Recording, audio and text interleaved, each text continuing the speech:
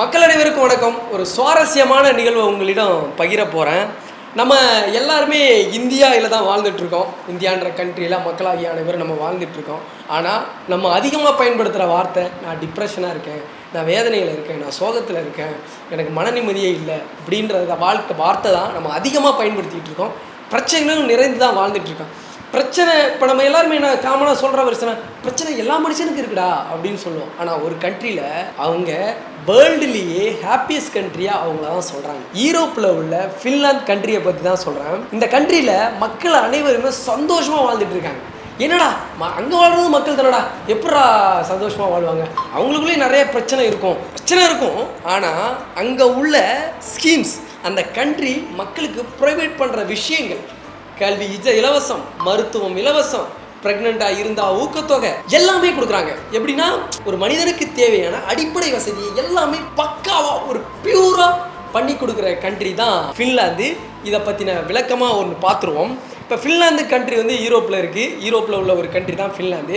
சந்தோஷமாக வாழக்கூடிய மக்கள்னா அவங்கள தான் சொல்கிறாங்க. கிட்டத்தட்ட 55 லட்சம் மக்கள் வாழக்கூடிய ஒரு கண்ட்ரி. மக்களாகிய அனைவரும் யாரோட போட்டி போட மாட்டாங்க, பொறாமப்பட மாட்டாங்க, கெட்டெண்ணங்களை விதைக்க மாட்டாங்க. எப்படிடா மனிதர்கள் இருந்தாலே மனிதர்களோட நேச்சர் குணம் தானே, போட்டி போடாமல் பொறாம போடாமல் கெட்டெண்ணத்தை படைப்பான். ஆனால் அங்கே உள்ள மக்கள் மட்டும் எப்படி இல்லைன்னு சொல்கிறீங்கன்னு நீங்கள் கேட்கலாம். சின்ன வயசுலேருந்தே அவங்களோட அவங்களோட கல்வி முறையெல்லாம் நான் சொல்கிறேன். அந்த கல்வியிலேயே அவங்களுக்கு அடிப்படை விஷயத்தை கற்றுக் கொடுத்துட்றாங்க.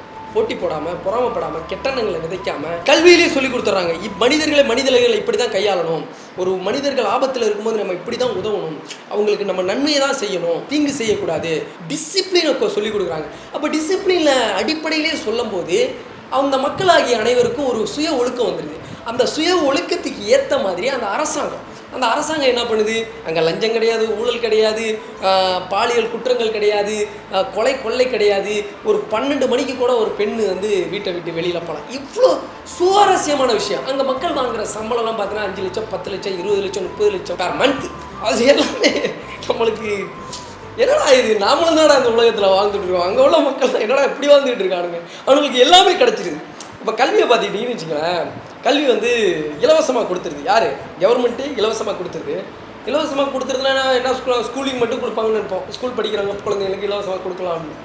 ஸ்கூல்லனா சாதாரண ஸ்கூல் இல்லை, 5 ஸ்டார் ஹோட்டல் உள்ள போனால் நம்மளுக்கு எப்படி நம்ம மைண்ட் செட் இருக்கும், அந்த மாதிரியான அட்மாஸ்பியரில் தான் அவங்களோட ஸ்கூலை வச்சுட்டு இருக்காங்க.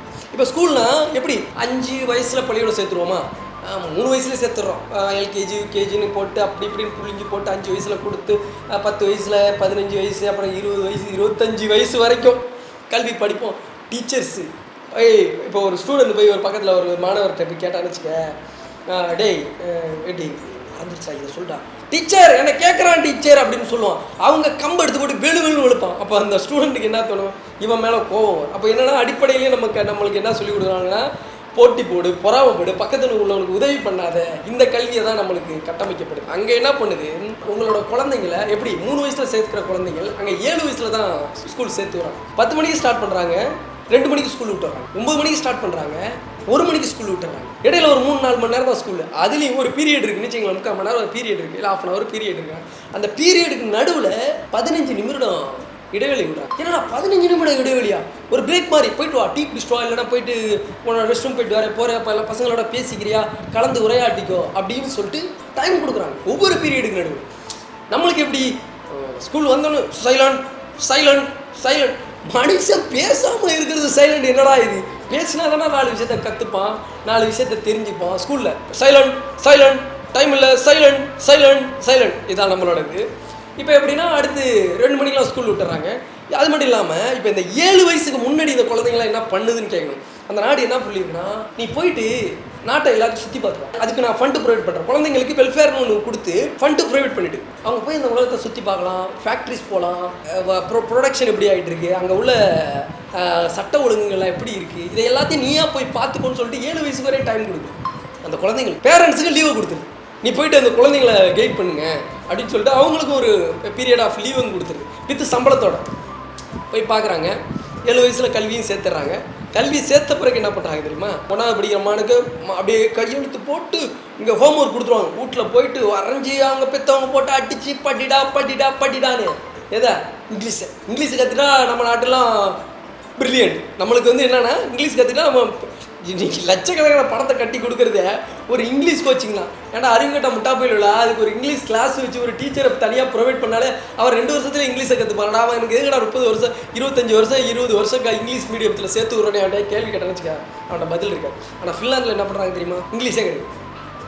அஃபிஷியல் லாங்குவேஜ் இங்கிலீஷ் கிடையாது, ஹிந்திஸ் மட்டும்தான் அவங்களோட லாங்குவேஜ். அவங்க லாங்குவேஜ் மட்டும்தான், தாய்மொழியை மட்டும் தான் கற்றுப்பாங்க. அவங்க அங்கே உள்ள எல்லாத்துலேயுமே தாய்மொழியில் மட்டுமே பிரிண்ட் ஆகிருக்கும். நீங்கள் எந்த ஒரு மெடிக்கலாக இருக்கட்டும், ஒரு ஹாஸ்பிட்டல், எஜுகேஷன் எல்லாமே இதுதான். அவங்களோட லாங்குவேஜ் மட்டும் தான் யூஸ் பண்ணுவாங்க. அவங்களோட லாங்குவேஜ் மட்டும் யூஸ் பண்ணுறாங்க. அதுக்கப்புறம் நீங்கள் மனப்பாடன்ற வேலையே கிடையாது, ஹோம் ஒர்க்குன்ற வேலையே கிடையாது. நீ போயிட்டு ஜாலியாக அதான் ஸ்கூல் விட்ட பிறகு ஜாலியாக என்ஜாய் பண்ணலாம், சுற்றலாம், விளையாடலாம், உனக்கு தேவையானதை கற்றுக்கலாம். அதே மாதிரி உனக்கு வந்து இந்த கல்வி முறைலாம் கிடையாது. மனப்பாடம் பண்ணி படிக்கணும்னா கிடையாது, ரேங்க் வாய்ஸ் கிடையாது, மார்க்கு பாஸு ஃபெயில்லாம் கிடையாது. நீ கற்றுக்கப்பா, போப்பா நீ கற்றுக்கப்பான்ற மாதிரி உனக்கு வந்து எல்லாத்தையுமே வந்து அந்த கவர்மெண்ட் கொடுக்குது. எப்படி உனக்கு இண்டஸ்ட்ரியல் விசிட்டு, ஒரு பெரிய ஏசி இருக்குன்னா அது எப்படி மேனுஃபேக்சரிங் ஆகுது, அதை கற்றுக்கோ மக்களுக்கு கற்றுக்குது. அது மட்டும் இல்லாமல் எஜுகேஷனாக என்ன ஃப்ரீ வந்து ஸ்கூலில் கொடுப்பாங்க. நீ என்ன படிப்போனா படி, உனக்கு ஃப்ரீ தான். நீ மெடிக்கல் படி, இன்ஜினியரிங் படி, இல்லை நீ என்ன வேணால் ஆகுது, உனக்கு தேவையான எல்லாத்தையுமே நான் ப்ரொவைட் பண்ணுறேன்.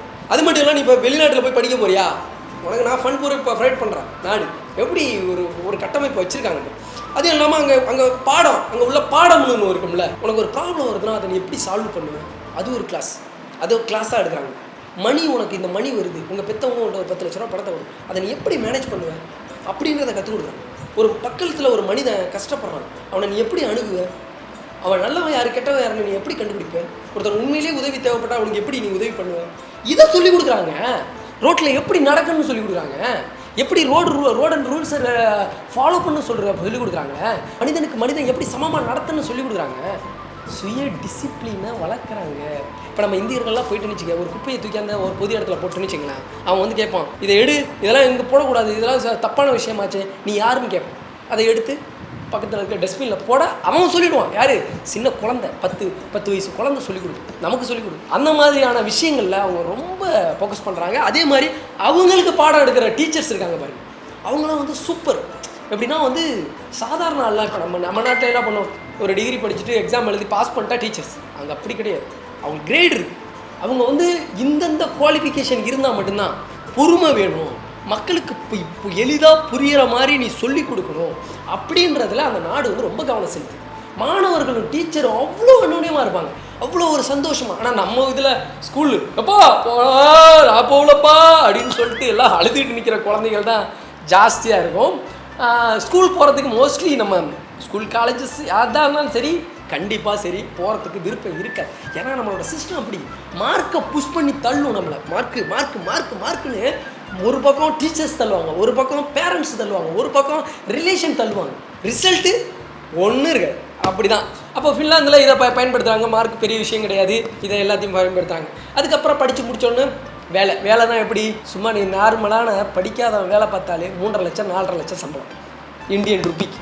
3500 யூரோப்ஸ்லேருந்து 4500 யூரோப்ஸ் வரைக்கும் கொடுக்குறான். இப்போ இந்தியன் மணிக்கு 3.5 லட்சம் 4.5 லட்சம் 5.5 லட்சம் 10 லட்சம் 20 லட்சம் எல்லாம் படித்தவங்களாம் 10 லட்சம் 20 லட்சம். அதை தான் சொல்கிறேன், எல்லாமே எல்லாருக்குமே கிடைச்சோன்னே அவங்க என்ன பண்ணுறாங்க, வாழ்க்கையை வாழ ஆரம்பிச்சாங்க. பண தேவையை பூர்த்தி பண்ணிட்டா தான் இங்கே பிரச்சனை முடிஞ்சிருச்சு. எல்லாருக்கும் வேலை கிடைச்சிட்டா தான் பிரச்சனை முடிஞ்சிருச்சாங்க. வேலை இல்லாத திண்டாட்டம்லாம் கிடையாது, எல்லாருக்குமே வேலை வச்சிருக்கு. அந்த கண்ட்ரி என்ன பண்ணிக்கிட்டு இருக்குன்னா, பல கம்பெனிகளை உருவாக்கி எக்ஸ்போர்ட் பண்ணி அதுலேருந்து வர இன்கம் எடுத்து மக்களுக்கு பிரித்து கொடுத்து. ஒரு குழந்தை பிறந்துச்சா, இந்தாப்பா உனக்கு ஃபண்ட்டு. இப்போ மாதமாக இருக்கியா, அவனால் வேலை பார்க்க முடியாதா, இந்தாம்மா உனக்கு ஃபண்ட்டு. உனக்கு நீ இத்தனை மாதத்துக்கு வேலை போனால் உனக்கு இத்தனை மாதத்துக்கு சம்பளம் வந்துடும், அந்த கம்பெனிலேருந்தே வந்துடும், உனக்கு கவர்மெண்ட்டு ப்ரொவைட் பண்ணிடும் அப்படின்னு சொல்லிட்டு. அதே மாதிரி சட்டம் ஒழுங்குலாம் எப்படி இருக்குன்னு பார்த்தீங்கன்னா, அதெல்லாம் கொலை, கற்பழிப்பு, போதை, ஒரு கஞ்சாவோ இல்லை ஒரு அபீனோ இந்த மாதிரியான பொருட்கள்லாம் உள்ளே வர முடியாது. வந்துருச்சுன்னா தொலைஞ்சா அவ்வளோதான், உன்னை விடவே மாட்டான். நீ ஒருவேளை நீ ஒரு கொலையோ இல்லை ஒரு கொள்ளையோ இல்லை அந்த மாதிரி பண்ணிட்டுனா உனக்கு தூக்கி ஜெயிலில் போடுவோம். சொத்து எல்லாத்தையும் பறிமுதல் பண்ணுவேன், எல்லாத்தையும் பறித்து எடுத்துப்போம். ஒருவேளை பாதிக்கப்பட்டவங்க இருக்காங்களே, அந்த மாதிரி பாதிக்கப்பட்டவங்களுக்கு எல்லாத்தையும் பிடிங்கி பாதிக்கப்பட்டவங்க கொடுத்துருவோம். அது மட்டும் இல்லாமல் பாதிக்கப்பட்டவங்க வந்து கவர்மெண்ட்டே சப்போர்ட்டாக நிற்கும். ஆனால் நம்ம நாட்டில் எப்படி, பாதிக்கப்பட்டவன் எவனா இருந்திருப்போம், நீ செஞ்சவன் யாராக இருந்தாலும் இருந்திருப்போம், நான் பெரிய வக்கீலை வச்சு நான் போராடிடுவேன், இல்லாத போட்டால் என்ன பண்ணுவோம், பதிவு பண்ணுவேன். அதே மாதிரி பெண்கள் பாதுகாப்புன்னு எடுத்துக்கிட்டேன்னா, நீ 12 மணியா 1 மணியா, நீ எத்தனை மணி வேணால் வெளில போ, ஏவனும் வாயை ஏற்றுறோம். இதுதான் ஹாப்பியஸ்ட் கண்ட்ரி. அப்படியே அதான் அதனால தான் அதை வந்து வேர்ல்டுலேயே ஹாப்பியஸ்ட் கண்ட்ரியாக இருக்காங்க. மக்கள்லாம் வந்து யாரை பற்றியும் போட்டி போகாமல் கிடையாது. சைக்கிள் அதிகமாக பயன்படுத்துவாங்க, சைக்கிள் வந்து நிறையா பயன்படுத்துவாங்க. அதே மாதிரி நேச்சர்ஸ் நம்ம நினச்சிட்டு இருப்போம் இந்தியா தாண்டா நேச்சுரலான கண்ட்ரி, விவசாயம், மழைகள், அது இது மண் மட்டை, அது மாதிரி மரங்கள், தென்னை மரம் அது மாதிரி இருக்கும் நம்ம நினச்சிட்டு இருக்கோம். ஃபின்லாந்தில் 1,80,000 ஆறுகள் இருக்குது, 75% காடுகள் இருக்குது. ஆனால் அந்த காடுகளை கொஞ்சம் கூட அழிக்காமல், ஒரு ரோடு போடனா கூட காடுகளை அழிக்காமல் தனக்கு தேவையான மாதிரி வளர்ச்சிக்கிட்டு போய் அந்த ஒரு சூழலில் தான் அந்த கண்ட்ரியை வந்து கொண்டு போயிட்டுருக்காங்க. அப்போ இயற்கைக்கு எவ்வளோ பெரிய இம்பார்ட்டன்ட் கொடுக்குறாங்க பாரு. பொல்யூஷனும் கிடையவே கிடையாது. அதே மாதிரி இயற்கை சில அற்புதங்களையும் அந்த நாட்டில் பண்ணியிருக்கு. சூரியன் வந்து சம்மர் டைமில் வந்து 24 மணி நேரமும் இருக்கும், பகலாகவே இருக்கும் அந்த கண்ட்ரியில். இப்படி சுவாரஸ்யமான விஷயங்கள் அங்கே நிறையவே இருக்குது. ஒரு நாடுன்னு இருந்தால் அங்கே ஒரு பிரச்சனைகளும் சேர்ந்து தானே இருக்கும். இப்போ எப்படின்னா அந்த நாடு வந்து 45% டேக்ஸ் வந்து வாங்கிக்கும். இப்போ நீங்கள் 1 லட்ச ரூபா சம்பளம் வாங்கினா 40,000 எடுத்துங்க, 60,000 கவர்மெண்ட் கையில் கொடுக்கும். அந்த மாதிரி தான். ஆனால் அதில் உனக்கு என்ன பயன்னா, உனக்கு எஜுகேஷன் ஃப்ரீ. எஜுகேஷன் என்ன வேணால் படிக்க உனக்கு ஃப்ரீ. ரெண்டாவது விஷயம், உனக்கு உடம்பு சரியில்லை, நீ 1 லட்ச ரூபாயிலேருந்து 1 கோடியாக இருந்தாலும் 10 கோடியாக இருந்தாலும் அரசாங்கமே பார்த்துக்கும். அது எப்படி இருக்குது? அப்போது நம்ம வந்து பயப்படவே தேவையில்லை. நம்ம ஒரு எமர்ஜென்சி ஃபண்டுன்னு எடுத்து வைக்கவே தேவையில்லை. எல்லா இடத்துலையும் வேலை கிடைக்கிது, எல்லா இடத்துலையும் ஃபண்டு கொடுக்குறாங்க. ஒரு வேலை கை கால் போயிடுச்சோ, ஒரு ஆக்சிடெண்ட்டில் போயிடுச்சோ, உங்களுக்கு மாதம் பணம் ஃபண்டை கொடுத்துரும். நீங்கள் வாங்குகிற சேலரியை கொடுத்துரும். நீங்கள் வீட்டில் வேலைக்கு போக முடியல, உங்களுக்கு சம்பளத்தை கொடுத்துரும். வீடு வாடகை வீட்டில் இருக்கீங்க, எனக்கு ரொம்ப கஷ்டமாக இருக்குன்னா உங்களுக்கு வாடகையிலேருந்து பாதியை கவர்மெண்ட் கொடுக்கும். கவர்மெண்ட் எப்படி பண்ணால் உள்நாட்டு உற்பத்தியை அதிகப்படுத்தி வெளிநாட்டுக்கு எக்ஸ்போர்ட் பண்ணி அந்த இன்கம் எடுத்து மக்களுக்கு பிரித்து கொடுக்குது. ஒரு புறம் டேக்ஸு, ஒரு பக்கம் பணம். இன்னொரு விஷயம் என்னென்னா, அந்த கவர்மெண்ட் வந்து ஃபுல் டிரான்ஸ்பரண்ட். எப்படின்னா நாட்டுக்குள்ளே எவ்வளோ பணம் இருக்குது எல்லாத்தையுமே வெளிப்படையாக காட்டிடும். சட்டம் ஒழுங்கு super, education super, natural super, மண்ணை காப்பாறுறது சூப்பர், கவர்மெண்ட்டு ஸ்கீமு சூப்பர், மக்கள் சூப்பர், வேலைவாய்ப்பு சூப்பர், சம்பளம் சூப்பர், கல்வி முறை சூப்பர், எல்லாமே சூப்பராக இருக்குது ஒரு கண்ட்ரி. அப்போ எப்படி இருக்கும்? இந்த மாதிரியான கண்ட்ரியில் நம்ம போய் வாழ தான் முடியாது. கண்டிப்பாக நம்மளை சேர்க்க மாட்டான். உள்ளே போனால் நம்மளை சேர்க்க மாட்டான், விசாவே கொடுக்க மாட்டானுங்க. அந்த மாதிரியான ஒரு சூழல் தான். நம்ம படிக்கிற விசா போகலாம், 10 லட்சக்கணக்கில் பணம் கட்டணும். ஆனால் ஒன்று, இந்த மாதிரியான ஒரு சூப்பரான ஸ்கீமெல்லாம் வச்சுருக்காங்க. நம்மளாம் இந்தியன்ஸாக பிறந்துட்டோம். நம்ம இது இந்தியன்ஸ், நம்மளும் மக்கள் தான், அங்கேயும் மக்கள் தான் வாழ்ந்துட்டு இருக்காங்க. அங்கே ஆட்சியாளர்கள் அந்த நாட்டை நேசித்து அந்த ஆட்சியை பண்ணும்போது அங்கே உள்ள மக்கள்கள் அந்த அளவுக்கு மேம்பட்டுருக்காங்க. இங்கே உள்ள ஆட்சியாளர்கள் எதை நோக்கி பயணித்தாங்கன்னு தெரியல. இன்னும் வரைக்கும் நம்ம கஷ்டம் தான் பட்டிருக்கோம், ஸ்ட்ரெஸ்ஸாக தான் இருக்கும். ஓகே, வீடியோ முழுமையாக பார்த்துருப்பீங்க, ரொம்ப சந்தோஷம். இன்னும் இந்த மாதிரியான பல நாடுகளில் உள்ள சுவாரஸ்யமான விஷயங்களை உங்களை பகிர்ந்துக்கிறதுக்கு நான் ஆவலோடு இருக்கேன். உங்களுக்கு வீடியோ பிடிச்சிருந்தா கண்டிப்பாக சப்ஸ்கிரைப் பண்ணுங்கள். நெக்ஸ்ட் அடுத்தடுத்த வீடியோ வந்துகிட்டே இருக்குது. தேங்க்ஸ் ஃபார் வாட்சிங். நன்றி, வணக்கம்.